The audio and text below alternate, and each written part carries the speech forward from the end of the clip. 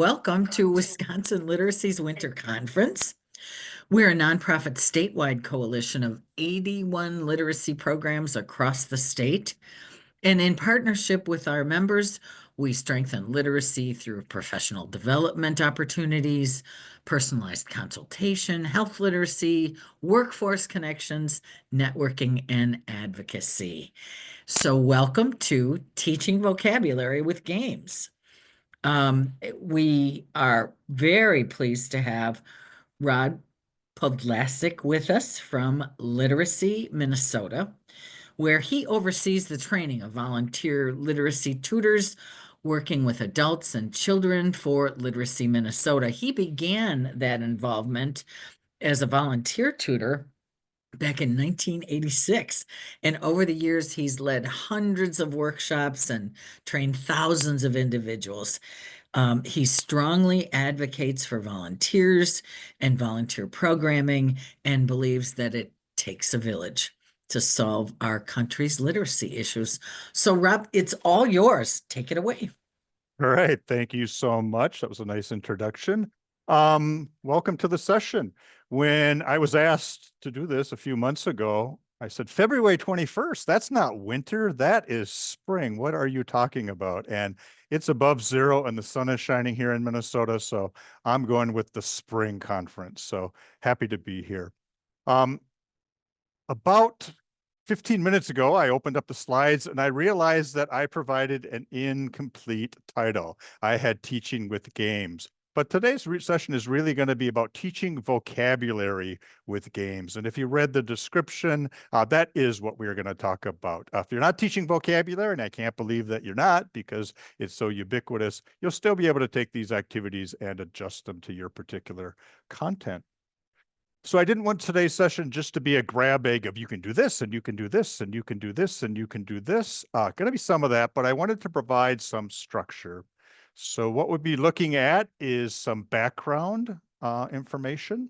And then we're going to look at activities that I'm breaking into three categories: activities for reviewing the vocabulary, activities for helping build recall, and then activities for really using the words. And I just needed that alliteration with R. So just application of the vocabulary. So that is the plan. And we're really going to be focusing on those activities for recall, which are somewhere in between introducing the words and the students using the words. There are all these games that you can do just to help them recall the words. So we are going to start out, as one usually does, with a warm-up activity. And warm-up is pronounced warm up, for the phonetic spelling there. It is a noun, okay? And that's activity done by a trainer or teacher that, when announced, causes great anxiety. And I'll use it in a sentence. I just wanted to sit and listen, but Rob is making us do a warm-up. So this is a painless warm-up, and it is a great warm-up to do with your student or students. And so all I would like you to do is, in the chat box, I would like you to chat out your favorite, and I will specify safe for webinar, vocabulary word. I'll share mine: shenanigans. I love what it means, what it says, how it sounds. So mine is shenanigans. Go ahead in the chat box, chat out your favorite safe for vocabulary word. So this is just a nice, easy, painless warm-up activity. You can't get the wrong answer. Students can't get the wrong answer, but we're throwing vocabulary out there. We're thinking about words. We're playing with words. Variation of this activity is to share a word that you've recently heard or learned for the first time. So I'll share one, which is lethologica, which is the ability to pull up vocabulary words. I suffer from lethologica. I will demonstrate that a lot during the session. But in the chat box, chat out a word that you have recently heard or learned for the first time. Megalomaniac. Won't ask where you heard that. That's okay. It's hard. Spirate. Gaji. So doing something like this gets words out there. It also normalizes that it's okay to not know words. In fact, we're going to reward you for not knowing a word because you'll have something to participate in the warm-up activity. And it gets students on the lookout for new words. Okay. All right. Thanks for playing along with those. So just some general vocabulary tips. Okay, probably good teaching tips in general. The first is less is more. Vocabulary is so alluring. It's like chocolate. You just want to eat it over and over and over and over again. And vocabulary, just so much fun learning new words. It's more fun than learning pronunciation. It's more fun than learning grammar or learning phonics. But less is more because there's so many new words that you can learn, that your students can learn. So you really need to sort of keep a lid on how much vocabulary work you do. Repetition, repetition. Again, getting those words in their heads, getting them comfortable with them, getting them able to use them requires so much repetition, repetition, repetition. We'll throw in another repetition because just doing it over and over and over is so important. Not every word is a teachable moment. And, students will often say, what's this word mean? You're constantly running across words that they don't know. Don't feel like you have to explain every single unknown vocabulary word to them. Don't always define words when they ask what they are, because going back to less is more. And way back in the last century, during the first Gulf War, I was working with a group of students, and it was pre-internet, pre-Google, but it wasn't pre-CNN. And so I had a student who watched the news 24/7, and he would come in with pages of words that he had heard about the Gulf War and want me to define them. And I'm like, I can't define all of these words. So I think the agreement was he could pick two that he thought were really important. I would pick two that I thought was important, and we'd leave the rest for him to look up on his own or ask somebody else. But just resist the urge to teach every single word that comes up. And then beware of the crayon box trap, which is something I've gotten into. I think we've all gotten into. And it's like, I'm going to teach colors. So I'm going to bring in a box of crayons because then I can show red and I can show green and I can show blue. And pretty soon you're doing burnt sienna and sunflower and aquamarine because you have all these colors in front of you. Or body parts. You bring in your body parts, you're teaching arm, head, and then you're going to axilla and hallux and glabella because they're all there. And so I could have called it beware the picture dictionary trap, where you bring in this picture dictionary because you're going to teach some rooms, and then pretty soon you're talking about the difference between curtains and drapes and a settee and a couch. So resist the urge to teach everything in the page, every color in the crayon box, every body part you have with you, and really focus on a few. Again, going back to less is more. And then one more piece of theory before we jump into the activities is the vocabulary stages. Just talking about the stages at which we learn vocabulary. And I have invited along some of my lovely coworkers to help me with this discussion. Okay. So the first step in learning a vocabulary word, same as the first step with learning somebody's name, is you got to get it in there. Somebody has to tell you what it is. Okay. So I can tell you that Zainab, Kelly, Yifeng, Lloyd, and Karen. Okay. So somebody has to put that information in your head. But just because somebody tells you a name once or tells you a vocabulary word once doesn't mean you're going to remember it forever. In the chat box, chat out, what do you think the statistic is for how many times you have to be told a word before you remember it? What do you think that number is? Got 7, 10, 15, 6, 20, 20. I've seen 12, I've seen 20. but definitely it is more than once. And so remember that repetition is so important, over and over and over again. And of course, it depends upon your students' ability to remember names. I'm terrible with names, so it takes me a lot of exposures before I remember them. Also depends upon the word. You know, some words are more complex, harder to remember than others. So first you got to learn it. Okay. Then once you've learned it, it gets into your receptive or your passive vocabulary, which means you can recognize the words when somebody says it, but you can't generate it yourself. Okay. Um, for example, you're having a conversation. I remember that guy who used to work here, always cooked tuna in the microwave. What was his name? Can't remember it. Somebody says John. You're like, no, that wasn't it. Ted. Yeah, it was Ted. Ted drove me crazy, right? So it's in there. You've learned it, but you can't pull it up. And so you need to work on building your students' receptive or passive vocabulary. And so doing things like point to Kelly, point to Lloyd, point to Karen, point to Zainab. Okay. Is this Kelly or Karen? You know, just not expecting them to pull it out. And I did this with a kid yesterday. We had a picture and I'm like, is this a cat? Nope. Is this a dog? Nope. Is this a cow? Nope. Is this a chicken? Yep. She could tell me, but if I said, what is that? She couldn't tell me. And then the third place, well, got the description there. Sorry, I didn't advance. And then the third stage is when it's productive, active, you can pull that information up. You can immediately pull out that person's name. You can use that name in a sentence. You can use that word in a sentence, in a conversation. And again, able to use it when speaking or writing.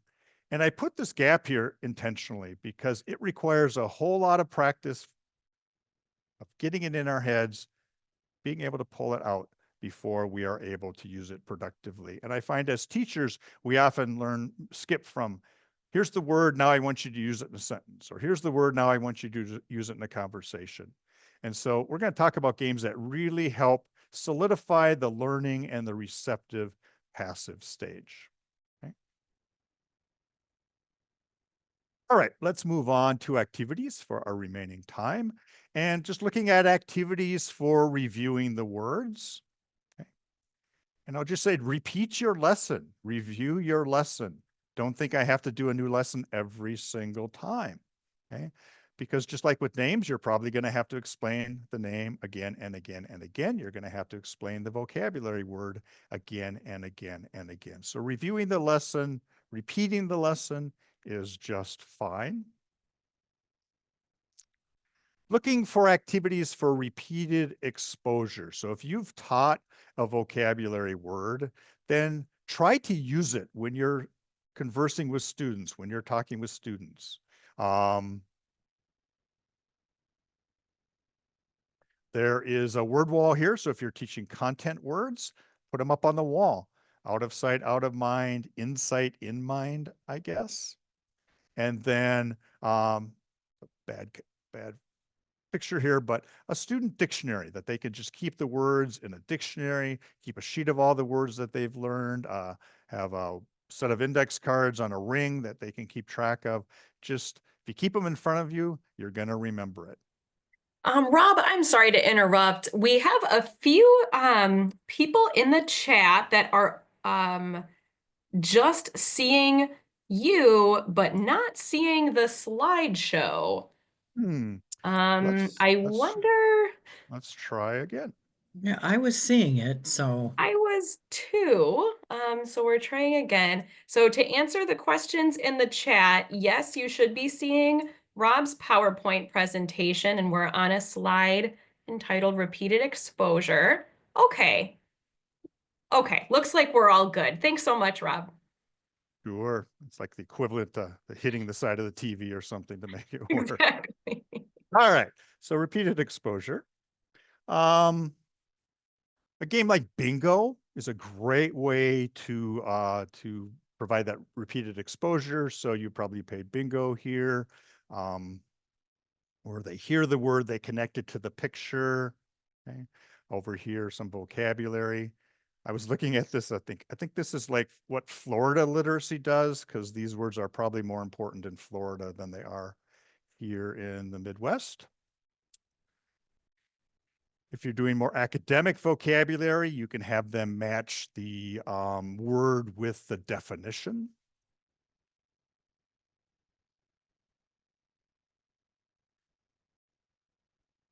The memory or concentration, so they just match the pairs. So it can be the word and the word, or the word and a picture of the word, or the word and the definition of the word.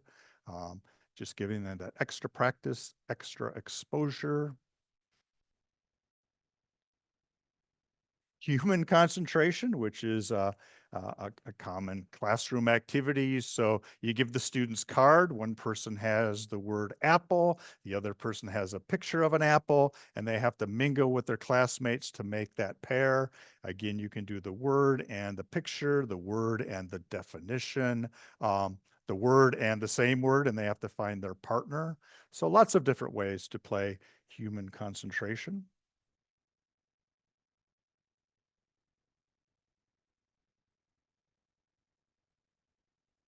We'll talk about some online apps that you can do for some of these games. So, great question. All right, next I want to shift over and talk about activities for recall. And these are somewhere between introducing the words and them using them in an authentic context. These are just games that get them that repeated practice and exposure to the words, okay? And the first one is in my big box, and we're going to do these activities. So if you are able, participate in the chat. If you are driving right now, just listen, don't attempt to participate. So in my big box, pretty straightforward, great way just to review nouns. So I would like you in the chat box to chat out one thing that might be in my big box. So I could say a cow, I could say a dinosaur. Charles is saying a cake, that certainly works. A cat, a sauna, a microwave, a puppy, toaster, turtle. All right, and I'm gonna go ahead and make it a little harder. I'm gonna throw in a phonics concept. I would like you to think of things that are in my big box that begin with the letter T. All right, and let's do things in my big box that rhyme with cat. Things in my big box that rhyme with cat. All right, so it can be any noun, or you can narrow it somehow by, I did a couple alphabetics concepts, beginning sound, rhyming pattern. Okay, let's narrow it to topic, and we often teach in content areas. So we might talk about vocabulary, grocery store vocabulary. So I'm going to the grocery store. In the chat, list two things that you are going to buy at the grocery store, or you might see at the grocery store. I'm with you, Ginny. Ice cream and ice cream. So I did grocery store because I often teach grocery store vocabulary. What are some of the other places you could talk about with your students? Or what could you replace grocery store with to focus on the content that you've been teaching? Library, that's nice. School. Hospital. Park, home. All right. So next activity we're going to do is great for teaching adjectives. The last two were great for nouns. This is great for adjectives, sometimes called my neighbor's cat, sometimes called my grandmother's cat.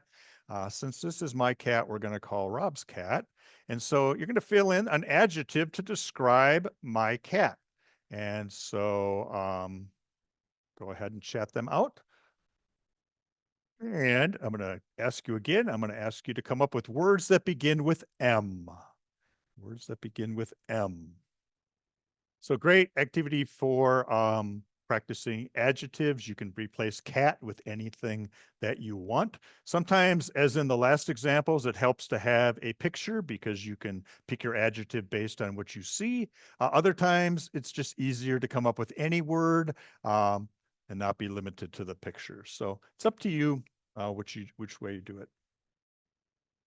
Next activity is in the manner of, and this is a great activity for teaching adverbs. And adverbs are words that describe how we do something. So in the chat box, I would like you to chat out an adverb that is in the ly form. So quickly or slowly. What are some other adverbs in the ly form? Loudly, gently, rapidly, softly. All right. So we got some great adverbs. Now I need some verbs. So something that you do, like run. In the chat box, chat out some verbs. One verb per person. Chew, eat, ski, talk, run, lift, sprint. All right, so I got some great actions. So the way you would do this is you would take an action, combine it with the adverb, and have the student do it that way. And of course, you're limited to what you can actually do in class. So sleep probably doesn't work too well. But if you are able, I would like you to stand up quickly. Stand up quickly. And then I'd like you to type my name, Rob, angrily in the chat box. Type my name angrily. Lots of anger over there in Wisconsin. Got that, did that well. Oh, Robert, very good. Very good. My mom would appreciate that. Much easier to do in person. You can pick up a pen, put it down, pick up a cup, stand up, sit down, walk to the wall, whatever.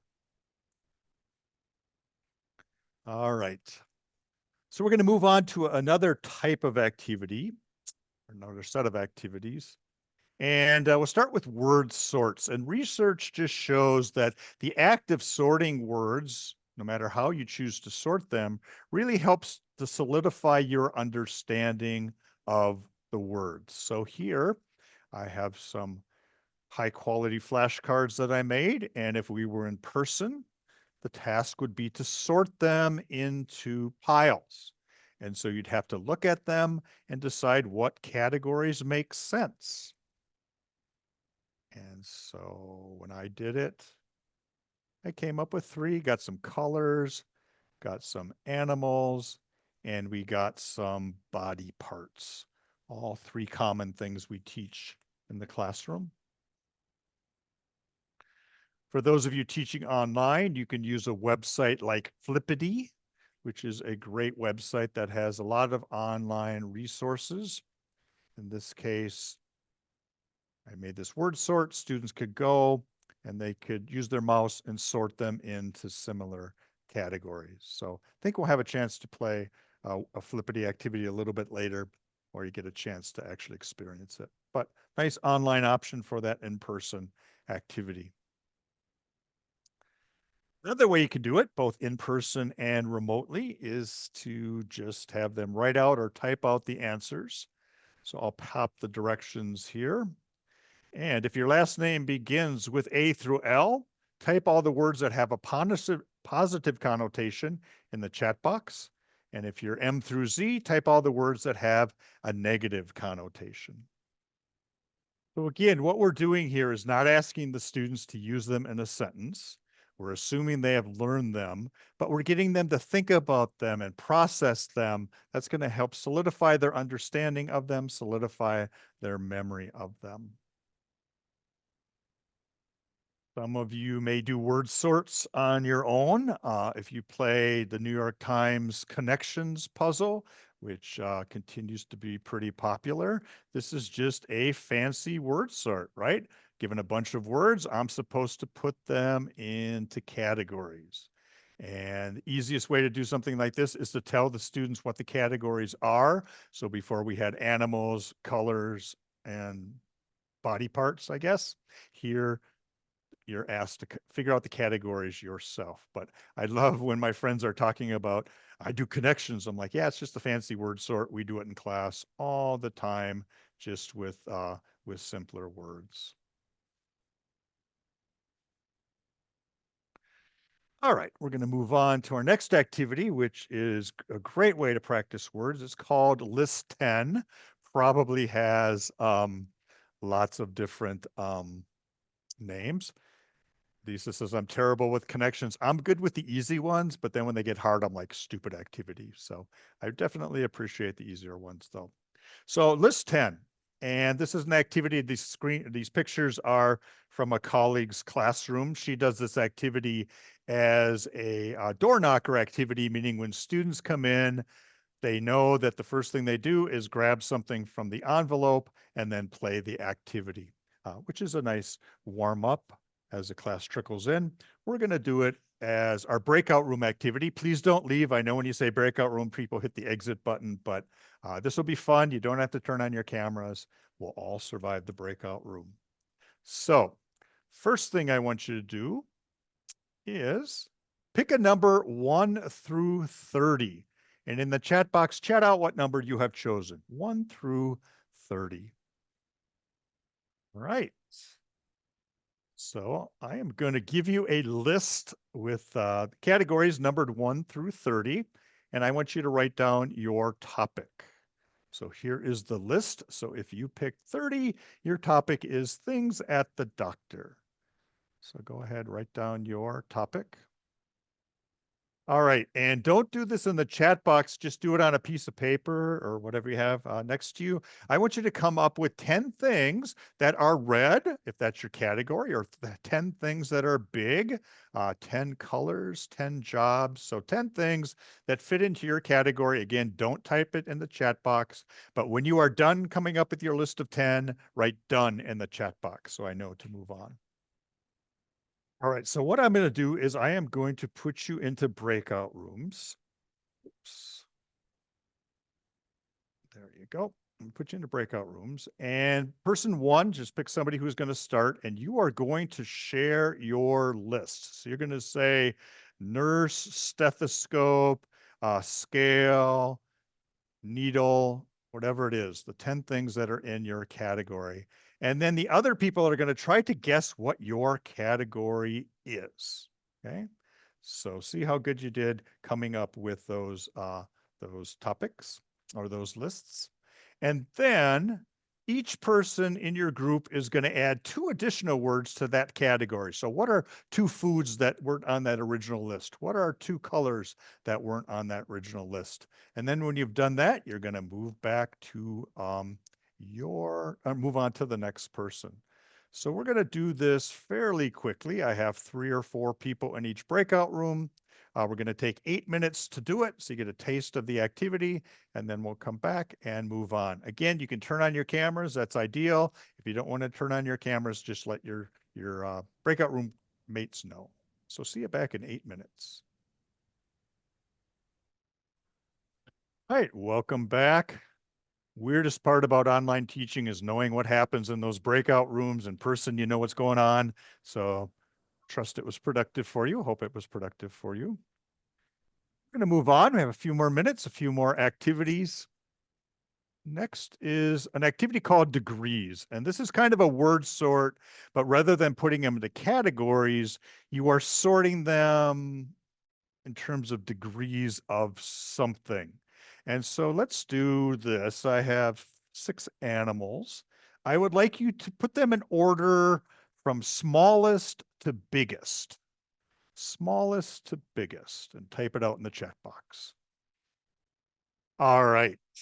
Now I would like you to sort them from the one that you would most like to have for a pet to the one that you would least like to have for a pet. Whenever I do something like degrees, I always start out with something really concrete, like size is nice. You can also do opinions, so I could do colors and have you sort from your favorite color to your least favorite color, just to create across the idea of degrees. And then you can apply it to something a little bit more meaningful. So here we have all of those emotions that we talked about earlier. I had you put them into positive and negative. Now I could have you sort them from most positive to least positive. Okay. We won't take the time to do it, but you can also do this on a site like Flippity. So I'm going to click on the link. And can someone verify you're seeing the flashcards? Yes. Okay, great. So now I can just physically move these around just like I was in person. So what is the most positive of all of these? What would you say is the most positive? Happy. Magnificent. Magnificent. So we'll put magnificent over here. What's the least positive of all of these? Anguished. Mhm. Anguished. So put anguished over here. And then if we had more time, we could move them around. You could do these with flashcards in person, or you could do Flippity remotely. All right. Back to the slides. One last category, and those are activities where students actually use the words in a meaningful way. So not just as a game, but in a meaningful way. Still kind of game-like though. You could do sentence composition. So you ask the students to use these words in a sentence. And we could do this orally, or we'll do it in print form. So in the chat box, I would like you to use one of these words in a sentence and go ahead and chat it out in the chat box. All right. And if you've used one word in one sentence, I'm going to challenge you to come up with one sentence that uses two of those words, or use two of those words in one sentence, and go ahead and type it in the chat box. And then if you're really ambitious, I'd like you to come up with one sentence using three of these words.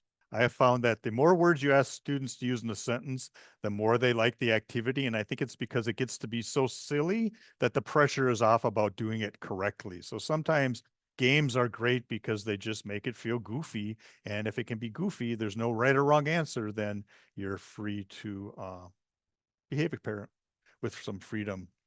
Oh, another activity is keyword role play. So you might do role plays in your classroom where you act out being at a doctor's office, being at a grocery store, or whatever.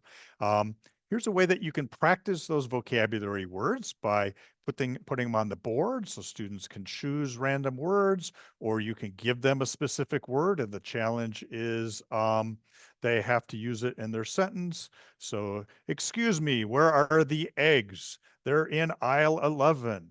Thank you, and so forth. So just to get the students to use these words in an authentic context, but I think because it's set up as a game, it's a little silly there. Okay, just talk. And a similar activity is vocabulary story chain. So you start out, last week I went to the doctor, okay? I would like you to type a sentence continuing the story that uses the word foot. So in the chat box, chat out a sentence continuing the story about going to the doctor that uses the word foot. And then I'd like you to continue the story with a sentence using the word pain. And then I would like you to finish this story using any of the other words on the list. So bring it to a dramatic conclusion or logical conclusion, any kind of conclusion using any of the words on the list. And we have time for one more activity, and I could do type in one word that describes Rob, but that can get kind of dicey.